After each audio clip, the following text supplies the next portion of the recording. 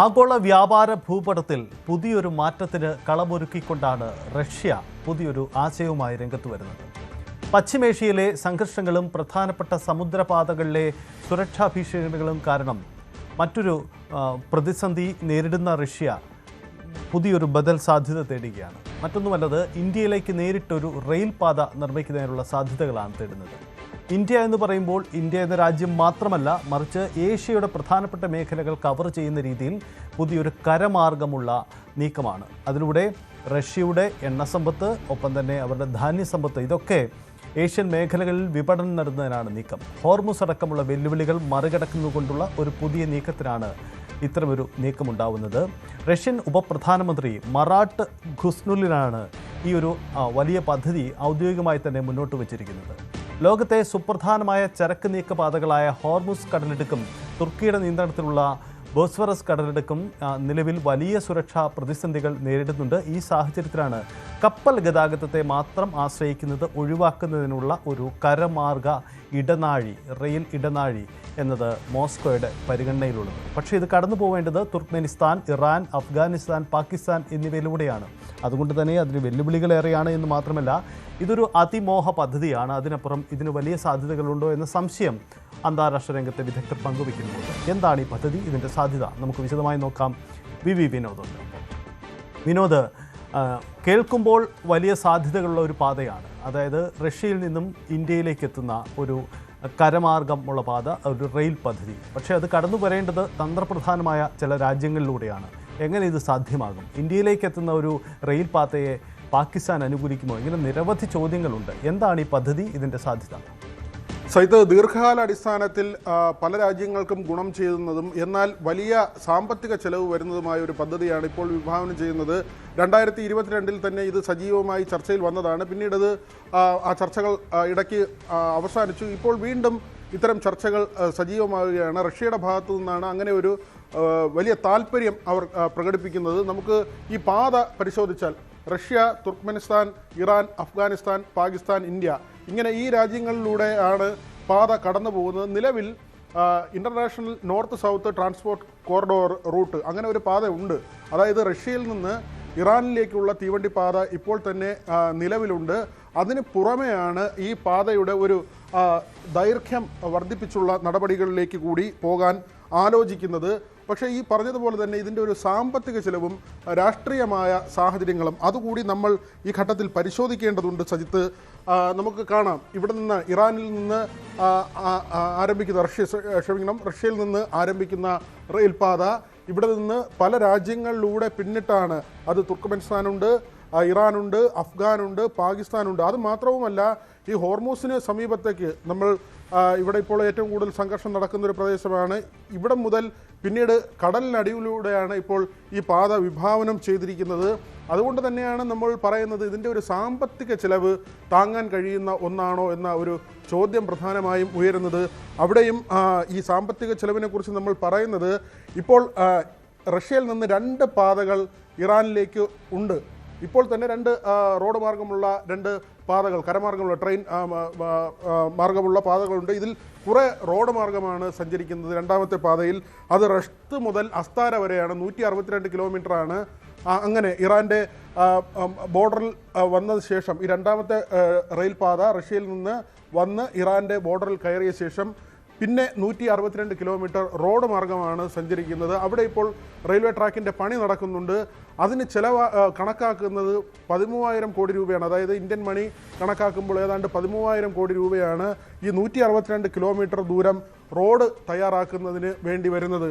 അതുകൊണ്ട് തന്നെ ഈ റോഡിൻ്റെ ഭാഗത്ത് പുതുതായി റെയിൽ ട്രാക്ക് നിർമ്മിക്കേണ്ടി വരുമ്പോൾ ആ തുകയാണ് ചിലവാക്കേണ്ടി വരുന്നത്. അതുകൊണ്ടാണ് ഇത്രയും വലിയ തുക കണ്ടെത്താൻ കഴിയുമോ, അത് ആരൊക്കെ കൂടി പങ്കുവെക്കും, ആരൊക്കെ കൂടി അതിൻ്റെ ചെലവ് വഹിക്കും തുടങ്ങിയ കാര്യങ്ങൾ ഒരു വശത്ത്. മറ്റൊന്ന് രാഷ്ട്രീയമായ സാഹചര്യങ്ങളാണ്. ഇപ്പോൾ ഈ അഫ്ഗാനിൽ വരുമ്പോൾ താലിബാൻ ഭരണകൂടമുണ്ട്. ഇവരുടെയൊക്കെ അട്ടിമറി ശ്രമം ഉണ്ടാകാനുള്ള സാധ്യത.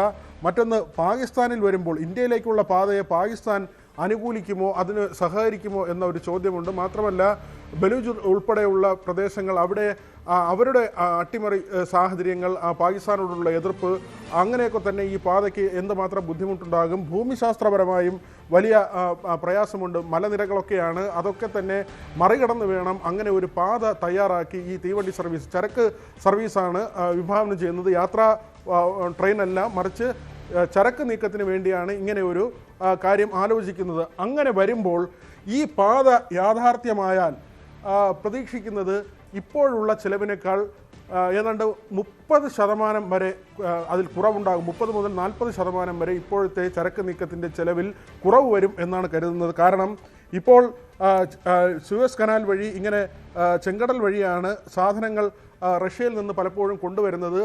ഈ ദൂരം ഒഴിവാക്കിക്കൊണ്ട്, ഇങ്ങനെയുള്ളൊരു ദൂരം ഒഴിവാക്കിക്കൊണ്ട് നേരെ ഇവിടെ വരാൻ കഴിയുന്ന തരത്തിലുള്ള ഒരു പാതയാണ്.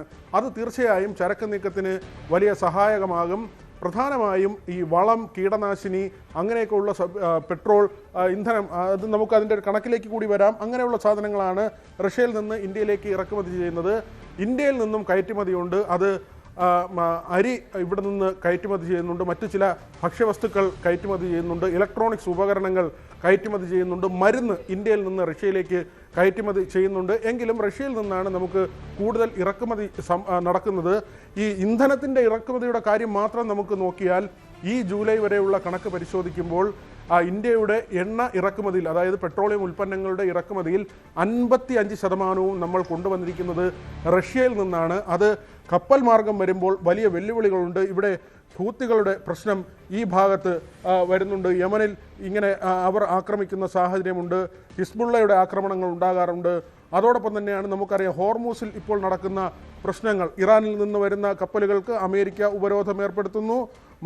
അതിന് പകരമായി ഇറാൻ മറ്റൊരു ഉപരോധം ഏർപ്പെടുത്തുന്നു. അതുകൊണ്ടൊക്കെ തന്നെയാണ് ഇവിടെയുള്ള ചരക്ക് നീക്കം പ്രയാസമാകുമ്പോൾ നമുക്ക് ആശ്രയിക്കാൻ കഴിയുന്നത് റഷ്യയാണ്. നേരത്തെ റഷ്യയ്ക്ക് ഉപരോധം അല്ലെങ്കിൽ റഷ്യയിൽ നിന്ന് എണ്ണയോ മറ്റ് അങ്ങനെയുള്ള പെട്രോളിയം ഉൽപ്പന്നങ്ങൾ ഇറക്കുമതി ചെയ്യുമ്പോൾ ഇന്ത്യക്ക് തീരുവ ഭീഷണി അമേരിക്കയുടെ ഭാഗത്തു നിന്നുണ്ടായിരുന്നു. പക്ഷേ ഈ ഹോർമൂസിലെ സംഘർഷത്തിൻ്റെ സാഹചര്യത്തിൽ ഇപ്പോൾ അതിൽ കുറവ് വരുത്തിയിട്ടുണ്ട്. അതായത് ആ നിയന്ത്രണങ്ങളിൽ അങ്ങനെയുള്ള ബുദ്ധിമുട്ടുകൾ മാറ്റിക്കൊണ്ട് റഷ്യയിൽ നിന്ന് ചരക്ക് കൊണ്ടുവരാം, ഇന്ധനങ്ങൾ കൊണ്ടുവരാം എന്നൊരു നിലയിലേക്ക് അമേരിക്ക എത്തിയിരുന്നു.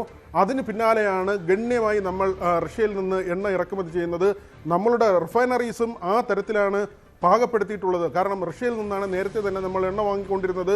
ഇനി വെനസ്വേലയിൽ നിന്ന് വാങ്ങണമെന്നാണ് അമേരിക്കയുടെ ഒരു നിർദ്ദേശം. അത് വാങ്ങണമെങ്കിൽ റിഫൈനറീസിൻ്റെയൊക്കെ പ്രവർത്തനത്തിൽ, ഘടനയിലൊക്കെ ഒരുപാട് മാറ്റങ്ങൾ വരുത്തേണ്ടതുണ്ട്. പക്ഷേ ഇപ്പോഴത്തെ സാഹചര്യത്തിൽ നമുക്ക് റഷ്യയിൽ നിന്ന് വാങ്ങാൻ കഴിയുന്നുണ്ട്.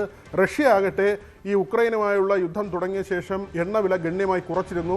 അതുകൊണ്ട് തന്നെയാണ് നമുക്ക് വലിയ തോതിൽ ഇറക്കുമതി ചെയ്യാൻ കഴിയുന്നതും. ഏതായിരുന്നാലും ഇങ്ങനെ ഒരു റെയിൽപാത അതൊരു സ്വപ്ന പദ്ധതിയാണ്. അത് യാഥാർത്ഥ്യമായാൽ നേരത്തെ സൂചിപ്പിച്ചതുപോലെ ദീർഘകാല അടിസ്ഥാനത്തിൽ വിവിധ രാജ്യങ്ങൾക്ക്, പ്രത്യേകിച്ച് ഇന്ത്യ അടക്കമുള്ള രാജ്യങ്ങൾക്ക് ഗുണം ചെയ്യുന്ന ഒന്നായി മാറും. സജിത്ത്, യെസ്, വിനോദ് സൂചിപ്പിച്ചതാണ് അതിൻ്റെ രാഷ്ട്രീയ സാഹചര്യം, ഭൗതിക സാഹചര്യം. എന്തായാലും സങ്കീർണമായ ഭൗമ രാഷ്ട്രീയ സാഹചര്യങ്ങളിലൂടെയാണ് ഈ പാത കടന്നു പോകേണ്ടത് എന്നതുകൂടിയാണ് പ്രത്യേകിച്ച് ഇന്ത്യ പാകിസ്ഥാനും തമ്മിലുള്ള ബന്ധത്തിലെ വിള്ളൽ, ആ രാഷ്ട്രീയ അകലം വലിയ വെല്ലുവിളി ഉണ്ടാക്കുന്നുണ്ട്. അഫ്ഗാനിസ്ഥാനിലെ സുരക്ഷാ അനിശ്ചിതത്വങ്ങൾ ഈ പദ്ധതിക്ക് മുന്നിലെ വലിയ കടമ്പകളാണ്. എന്തായാലും റഷ്യ ഇതൊരു തങ്ങളുടെ ഒരു ഡ്രീം പ്രോജക്റ്റ് എന്ന രീതിയിൽ മുന്നോട്ട് വെക്കുമ്പോൾ അതിൻ്റെ സാധ്യതകൾ ഏത് രീതിയിൽ നിന്നാണ്.